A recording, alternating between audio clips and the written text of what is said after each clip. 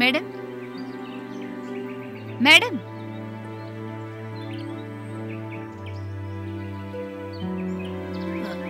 யார் வேணும்? இங்க யாருங்க லட்சுமி? நான் தான் லட்சுமி. ஏமா என்ன நினைச்சிட்டு இருக்கீங்க? அவங்களுக்கு போன் பண்ணா சுவிட்ச் ஆஃப்னு வருது, உங்களுக்கு போன் பண்ணா நாட் ரீச்சபிள்னு வருது. என்ன ஏமாத்தறன்னு நினைக்கிறீங்களா? நீங்க யாருன்னு எனக்கு தெரியாது. உங்களை எதுக்குங்க நான் ஏமாத்தணும்? மீட்டிங்ல அழைச்சிட்டு போய் பணம் வாங்குறப்ப எங்களுக்கு தெரியும். அப்புறம் யாருன்னு தெரியாதா? உங்களை இதுக்கு முன்னாடி நான் பார்த்ததே இல்லையே. போன வாரம் போன்ல பேசுனீங்களே, ஞாபகம் இல்ல? ஞாபகம் இல்லனா பிரமிளாக்கு போன் போட்டு கேளுங்க.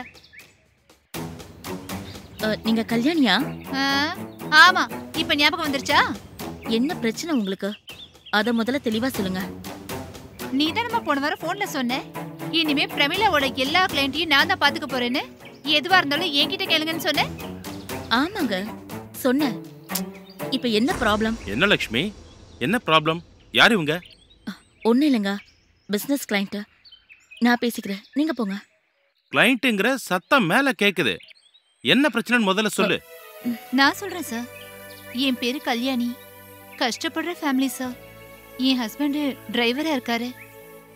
எப்படியாவது வாழ்க்கையில முன்னுக்கு வந்துடணும்னு சிறு தொழில் பண்ணி பொழைச்சிட்டு இருந்தோம். அப்பதான் பிரமிளா அறிமுகம் பண்ணாங்க. ஏன் கஷ்டப்படுறீங்க, வாழ்க்கையில ஜெயிக்க நான் வழி சொல்றேன்னு எப்போச்சோட மீட்டிங்க்கு கூட்டிட்டு போனாங்க. அங்க நம்பிக்கை தர மாதிரி பேசினாங்க. எனக்கு பிடிச்சிருந்துச்சு. அதுல மெம்பர்ஷிப் ஆகணும்னா 20,000 ரூபாய் ஆகும். அந்த 20,000த்துக்கும் ப்ராடக்ட் அனுப்புறோம். அதை சேல் பண்ணா திரும்ப காசு கிடைச்சிரும்னு சொன்னாங்க. 20,000மா? இல்லங்க, 5,000 தான். அவங்க என்கிட்ட 20,000 தான் சார் சொன்னாங்க. நானும் வாழ்க்கையில ஜெயிச்சிடலான்னு நகையை அடகு வச்சு கடனை வாங்கி கொடுத்தேன். 1 மாசம் கழிச்சு போன் பண்ணி கேக்குறப்போ மெம்பர்ஷிப் கார்டு சீக்கிரமே வந்துரும்னு சொல்லிட்டே இருந்தாங்க. திடீர்னு ஒரு நாள் என்னை கொல்கத்தாக்கு டிரான்ஸ்ஃபர் பண்ணிட்டாங்க. இனி எல்லாமே லட்சுமி தான் பாத்துப்பாங்கன்னு சொல்லி இவங்க நம்பர் கொடுத்தாங்க. இவங்க கிட்ட போன் பண்ணி கேட்டா கார்டும் ப்ராடக்டும் சீக்கிரமே வந்துரும்னு சொல்லிட்டே இருந்தாங்க. இப்போ தகவலே இல்ல. இதுக்கு யார் சார் பொறுப்பு? நீங்களே ஒரு நியாயத்தை சொல்லுங்க. பிரமிளா அப்ளை பண்ணாங்க. இந்த வீக்ல ப்ராடக்ட்டும் கார்டும் வந்துரும். ஆனா அதுக்கான சார்ஜ் 5,000 தான். அப்ப 5,000 2 பேரும் சேர்ந்து ஏமாத்திட்டீங்களா? எனக்கு எதுவும் வேண்டாங்க. என் பணத்தை கொடுங்க போதும். இல்லனா என் வாழ்க்கையே போயிடும். என் புருஷன் தினம் என்ன திட்டிக்கிட்டு இருக்காரு. மேடம், முதல்ல நீங்க உள்ள வாங்க. யாராவது பார்த்தா தப்பா நினைச்சுக்குவாங்க. எனக்கு அதெல்லாம் தேவையில்ல சார். எனக்கு பணம் தான் வேணும். இங்க பாருமா, உங்க பணத்துக்கு நான் பொறுப்பு. முதல்ல நீங்க உள்ள வாங்க, உட்காருங்க.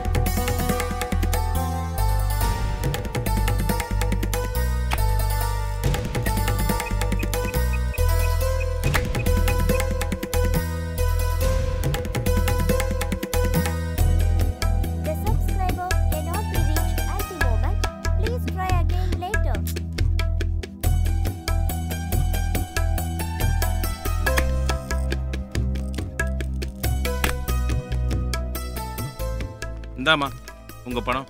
இதுல பேர் எழுதி பேங்க்ல வாங்கிக்கோங்க. ரொம்ப நன்றி சார். நான் பணம் பறி போயிடுச்சுன்ற பயத்துல என்னென்னமோ பேசிட்டேன். என்ன மன்னிச்சிருங்க மேடம். என் சூழ்நிலை அப்படி. பரவாயில்லம்மா, நீங்க கிளம்புங்க.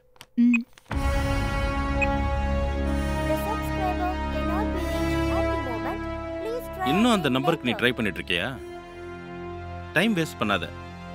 அந்த சிம் நேரம் உடஞ்சி எங்கேயாவது குப்பையில கிடக்கும். அழாத லட்சுமி. இனிமேலாவது மனுஷங்களை புரிஞ்சு நடந்துக்க. நல்லவங்க யாரு கெட்டவங்க யாருன்னு தெரியாம இந்த உலகத்துல வாழ முடியாது. நான் இதை முன்னாடியே சொன்னா உன்னை டிஸ்கரேஜ் பண்றேன்னு நினைச்சுக்கிற. நீ நல்லா வரணும்னு தானே நானும் ஆசைப்படுறேன். நான் முன்னாடி பிசினஸ் பண்ணா தனி ஆளா நின்னு ஜெயிச்சான்னு எல்லார்கிட்டையும் சொல்லி பெருமைப்படுவன்ல. ஆனா அதுக்கு அனுபவமும் சரியான வழியும் வேணும் லட்சுமி. இதை நீ அனுபவப்பட்டு தான் புரிஞ்சுக்கணும்னு இருக்கு. பரவாயில்ல, இப்ப என்ன, பணத்தை தானே இழந்தோம். நான் யாரையும் ஏமாத்தணும்னு நினைச்சு கூட பார்த்தது இல்லைங்க. ஆனா என்ன ஏமாத்தணும்னு அவங்க எப்படிங்க நினைச்சாங்க? அவங்கள நான் அக்கா மாதிரி தானே பார்த்தேன். கஷ்டம்னு அவங்க என்கிட்ட கேட்டப்ப கூட உங்ககிட்ட சொல்லாம நானா முன்னாடி போய் 1,00,000 காசு கொடுத்தேன்ல. அப்ப கூட என்னை ஏமாத்த வேணான்னு அவங்களுக்கு தோணலல்ல. இப்படியும் மனுஷங்க உலகத்துல இருப்பாங்களாங்க? அந்த 1,00,000 ரூபாய் அவங்களுக்கு தான் கொடுத்தியா? ஆமாங்க. போன 1 மாசத்துல சம்பளம் வாங்கி போட்டேன்னு சொன்னாங்க. எவ்வளவு ஏமாலியா இருக்கன்னு இப்ப தெரிஞ்சுக்க. இதெல்லாம் உனக்கு ஒரு பாடம். இனிமேலாவது தவறுகள் செய்யாம பிரச்சனைகளை ஏற்படுத்தாம இரு. இப்ப அவங்க கிட்ட பணத்தை எப்படிங்க வாங்குறது? வீடு வாசல்னு ஒரு இடத்துல தங்குறவங்களை கண்டுபிடிச்சு ஏதாவது கேட்கலாம். ஏமாத்திட்டு ஊர் ஊரா போறவங்களை எங்க போய் கேப்ப? போலீஸ் ஸ்டேஷன்ல கம்ப்ளைண்ட் கொடுக்கலாமாங்க? வீட்டு வாசலோட போன மானம் வெளியே போறதுக்கும் வழி சொல்றியா? அவங்க பேப்பர்ல போட்டு மானத்தை வாங்கிடுவாங்கடி. சரி, போனது போகட்டும். இனிமே இந்த மாதிரி நடக்காம பாத்துக்க.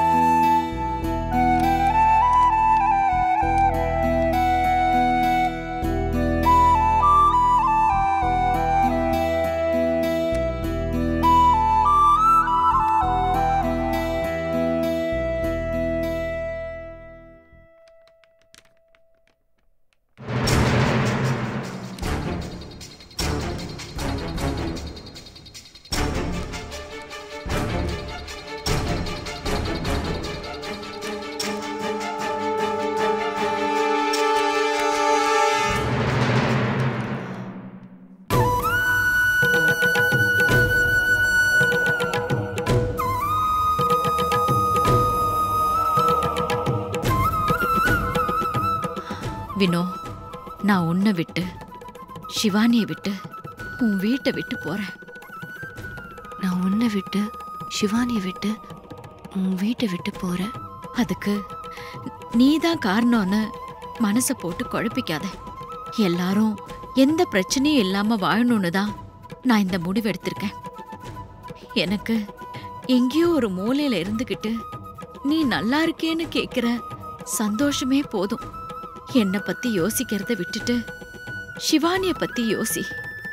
அவ கூட அதிக நேரம் இருக்க முயற்சி பண்ண. அவளை புரிஞ்சுக்க. அவளுக்கு பிடிச்ச மாதிரி இருக்க கொஞ்சமாவது முயற்சி பண்ண.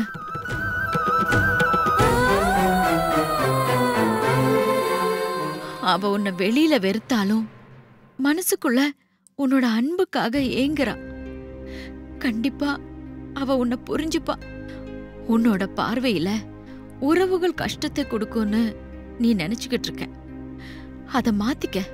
பொண்ணுக்கு அழகு, புகழ், வெற்றி எல்லாமே குடும்பம்தான். அதுக்கப்புறம்தான் வெளி உலகம். நான் உன்ன மாதிரி பிசினஸ்ல ஜெயிக்காம இருக்கலாம். ஆனா வாழ்க்கையில ஜெயிச்சதா உணர்றேன். என்ன மாதிரி நீயும் இருக்கணும்னு ஆசைப்பட்டேன். அதுக்காக தான் உன்கிட்ட ஒவ்வொரு தடவையும் எடுத்து சொன்னேன். அத நீ புரிஞ்சுக்கிற மாதிரி நான் சொல்லாம விட்டுட்டேன். நீ இப்ப அனுபவிக்கிற வலிக்கு நானும் ஒரு காரணமாயிட்டேன். உறவுகள் இல்லாம வெறும் பணத்தை மட்டும் வச்சு சந்தோஷமா வாழ முடியாது வினோ. அது போக போக ரொம்ப கசப்பானதா மாறிடும். இனி நீ ஒவ்வொன்னா புரிஞ்சுப்பேங்கிற நம்பிக்கை எனக்கு இருக்கு. நான் என் பொண்ண நல்லாதான் வளர்த்தேன். நீயும் உன் பொண்ண நல்லா வளர்க்கணும். உங்க 2 பேருக்கு நடுவுல நின்னு பிரிக்கணும்னு நான் ஆசைப்படல. உன் பொண்ணு எந்த விஷயத்துக்காகவும் ஏங்காம சந்தோஷமா இருக்கணும்னு தான் நினைச்சேன். ஒரு தாயா உன்னோட வலி எனக்கு புரியுது. அதே மாதிரி நீயும் உன் பொண்ணோட வலிய புரிஞ்சுக்கம்மா. இவ்ளோ பிரச்சனைகளுக்கு நடுவுல உன்னை தனியா விட்டுட்டு போறத நினைச்சா எனக்கு கவலையா தான் இருக்கு. ஆனா சில நேரங்கள்ல நாம எடுக்கிற முடிவு சரியா தப்பான்னு தெரியாது. நானும் அப்படிதான் இந்த முடிவை எடுத்திருக்கேன். இது தப்பா இருந்தாலும் சரியாக்குறதுக்கான முயற்சிகளை பண்ணு. மாப்பிள்ள, என்ன மன்னிச்சிருங்க. என்னோட வார்த்தைகளை நான் மீறிட்டேன். உங்களுக்கு நான் ஒண்ணு சொல்றேன். முடிஞ்சா புரிஞ்சு நடந்துக்கங்க. குடும்பத்து மேலயும் கொஞ்சம் கவனம் செலுத்துங்க. சிவானிக்கு இப்ப இருக்கிற பிரச்சனைகளுக்கு நீங்களும் ஒரு காரணம்தான். 2 பேரும் சேர்ந்து விட்டு கொடுத்து வாழ்ந்தா எல்லா பிரச்சனைகளும் சரியாக வாய்ப்பு இருக்கு. வினோ, இனி அம்மா இருக்க மாட்டேன். அம்மா வீட்டுல இருக்கேங்கிற நம்பிக்கைய உன் மனசுல இருந்து எடுத்துடு. நீ உன் குடும்பத்தோட சந்தோஷமா இருக்கணும். அது மட்டும்தான் எனக்கு வேணும். அம்மா உன் மனசை கஷ்டப்படுத்துற மாதிரி நடந்திருந்தா என்ன மன்னிச்சிருமா. இத உன்கிட்ட நேரா சொல்லி இருக்கணும். ஆனா உனக்கு சிரமம் கொடுக்க விரும்பல. எனக்கு உன் மேல எந்த கோபமும் இல்லம்மா. நான் போயிட்டு வரேம்மா.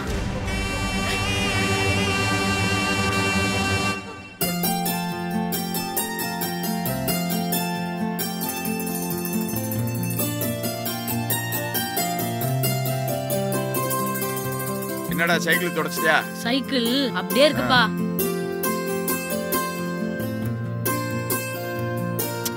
போதும்மா. ஒரு தோசை தாங்க, சாப்பிடுங்க. என்னவா? என்னங்க, நாளைக்கு காலையில ஒரு வேலை இருக்கு. என்ன வேலை? சைக்கிள் கிடைக்கணுங்கிறதுக்காக வடபழனி முருகன் கோயில்ல வேண்டியிருந்தேன். அதை நிறைவேத்திட்டா மனசு கொஞ்சம் நிம்மதியா இருக்கும். நான் உன்கிட்ட அன்னைக்கே சொன்னேன்ல, எதுவா இருந்தாலும் அவங்க அண்ணன் கணேசன்கிட்ட டீல் பண்ணுன்னு. எதுக்கு இவன்கிட்ட கமிட்மெண்ட் கொடுக்குற? செய்யலன்னா சாமி குத்தம் ஆயிடுங்க. அப்புறம் மறுபடியும் நம்மள சோதிச்சுக்கிட்டே இருப்பான். இப்ப என்ன, நீ கோயிலுக்கு போகணும் அவ்வளவுதானே? சரி விடு, நாளை பார்க்கலாம். அம்மா, நான் போயிட்டு வந்துடுறேம்மா. எங்கடா யூனிஃபார்ம் போடாம ஸ்கூல் கிளம்பிட்ட? ஸ்கூலுக்கு இன்னும் டைம் இருக்குப்பா. நான் டியூஷன் போய் டெஸ்ட் எழுதிட்டு வந்து ட்ரெஸ் மாதிரி ஸ்கூலுக்கு போவேன். பாலா, சாப்பிட்டு போடா. நான் வந்து சாப்பிட்டுக்கிறேம்மா.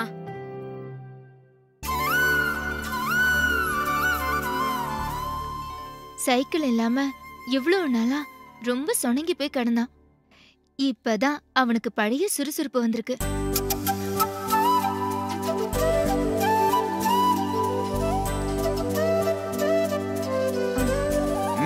போதும்மா. இன்னொன்னு சாப்பிடுங்க. போதும்.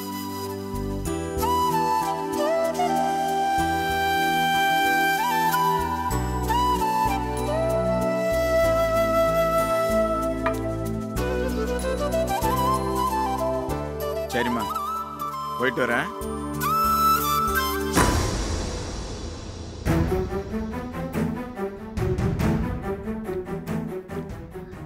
என்னாச்சுங்க?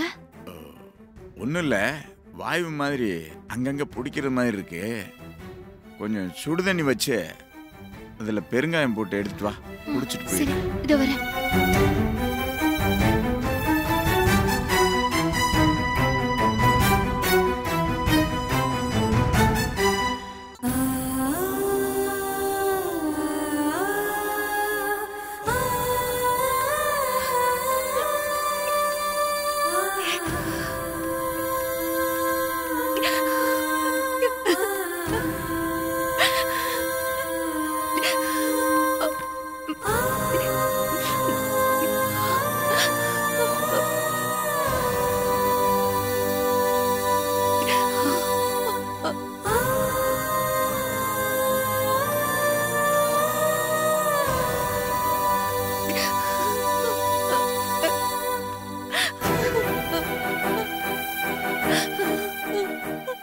வினோ என்ன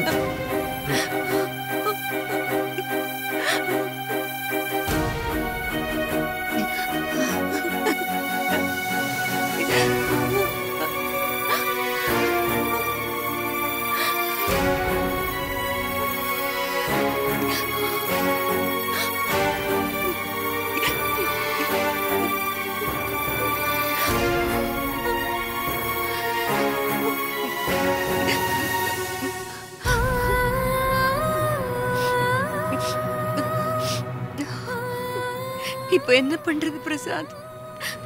எல்லாம் முடிஞ்சதுக்கு அப்புறம் என்ன பண்றதுன்னு கேட்ட என்ன நடக்க போகுது? எதா இருந்தாலும் அனுபவிக்க வேண்டியதுதான். என்ன பிரசாத் இப்படி பேசுற? அம்மா இல்லாம சிவானியோட நிலைமையை யோசிச்சு பாரு. இப்ப யோசிச்சு என்ன பண்ண முடியும் வேணும்? வார்த்தைகளை கொட்டுறதுக்கு முன்னாடி யோசிச்சிருக்கணும்.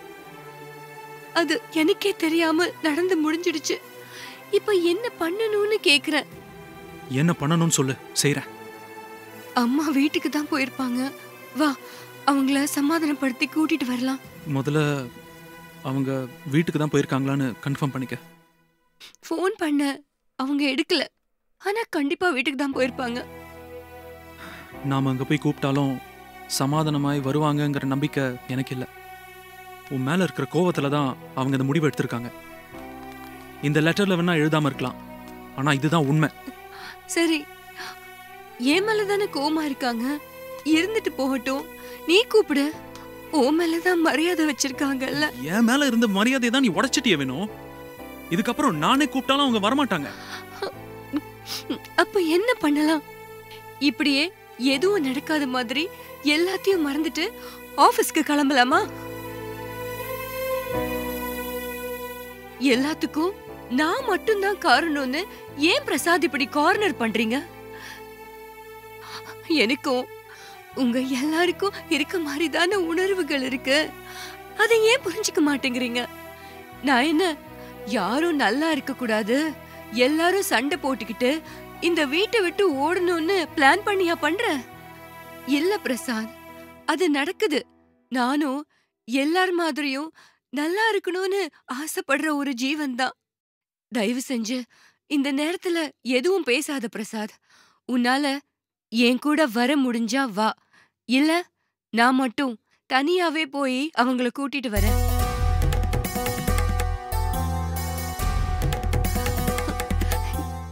ஏன் அம்மா தானே, நான் கூப்பிட்டு வராமையா போயிடுவாங்க?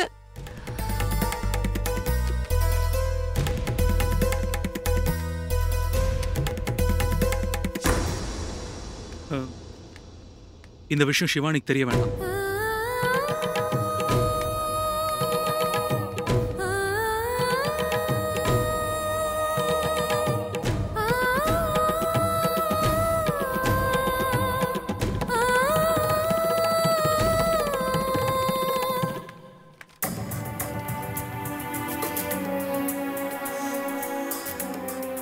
சத்யமா, காஃபி.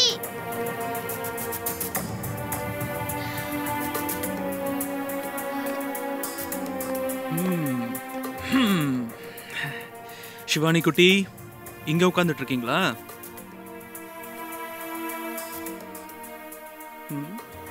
என்ன அப்பாவை முறைச்சு பாக்குறீங்க? அப்பா, பாட்டி எங்கப்பா? காலையில எழுந்திருச்சு கோவிலுக்கு போயிட்டாங்க. நீ நல்லா தூங்கிட்டு இருந்ததுனால சொல்லாம போயிட்டாங்க. சத்யாம்மா இப்போ வந்துருவாங்க. எந்த அடமும் பண்ணாம ஸ்கூலுக்கு கிளம்பி போனோம். நானும் அம்மாவும் வேலை விஷயமா வெளியே போகிறோம். அதனால் நல்ல பிள்ளையாக நடந்துக்கணும், ஓகேவா? பாட்டி எப்போ வருவாங்கப்பா? நீ ஸ்கூலுக்கு போன அப்புறம் வருவாங்க. லேட் ஆகும்னு சொல்லிட்டு போனாங்க. அதனால் நீ ஸ்கூல் முடிச்சுட்டு வரப்போ பாட்டியை பார்க்கலாம்.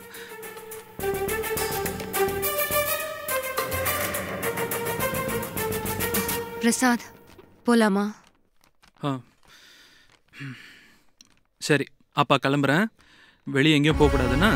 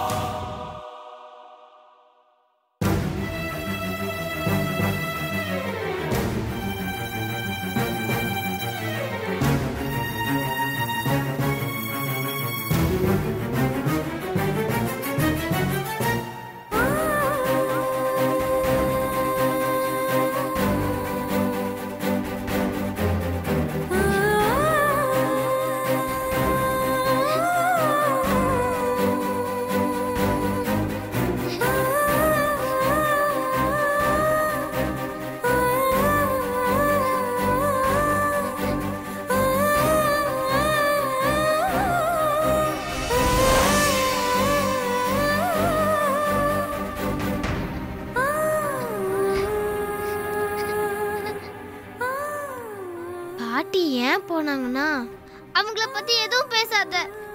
நான் ரொம்ப கோவமா இருக்கேன். அவங்களுக்கு அம்மாவை பிடிக்கலனா என்ன எதுக்கு விட்டு போனாங்க? கோவத்தை அம்மா கிட்ட தானே காமிக்கணும். நீ கூட தான் பாட்டி கிட்ட கொச்சுக்கிட்ட. ஆமா, அவங்க திட்டினால கோவம் வந்துச்சு. ஆனா காலையில எந்திரிச்ச உடனே பாட்டியை தேடி தானே வந்தேன். இதுதான் பெரியவங்க கிட்ட இருக்க பிரச்சனையே. அவங்களுக்கு வேணும்னா பாசமா இருப்பாங்க, வேணான்னா விட்டுடுவாங்க.